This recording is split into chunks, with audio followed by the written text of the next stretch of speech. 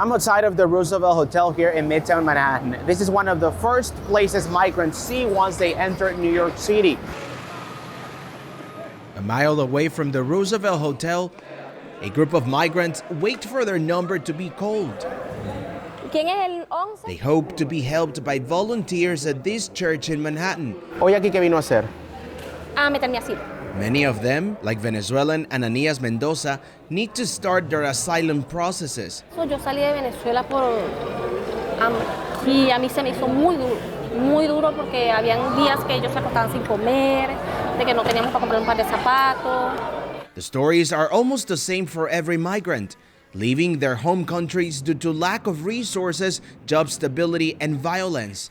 City officials say at least 180,000 asylum seekers have arrived in the Big Apple since April of 2022. About 65,000 remain in the city's care, a number propelled by the governors of Texas and Arizona. So Texas is stepping up and doing what the federal government is supposed to do.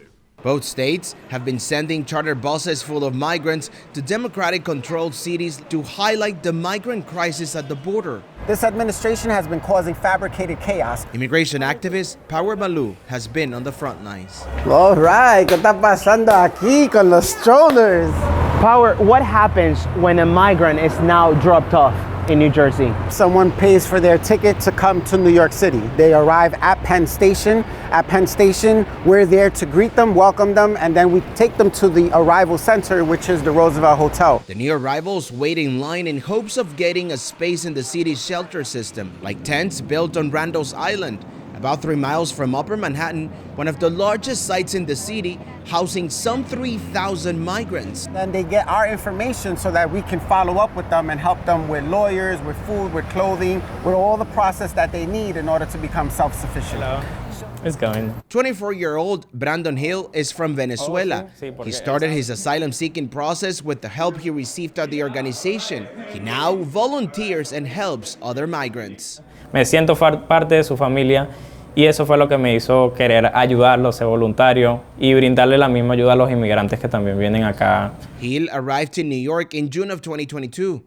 He now has his work permit, found a job at a fast food restaurant, and pays for a room in an apartment with roommates. ¿A qué vino a Estados Unidos? Hacer una vida acá. Hacer una vida acá, aportar a que mis hijos tengan una buena educación, que prosperen como ser humano.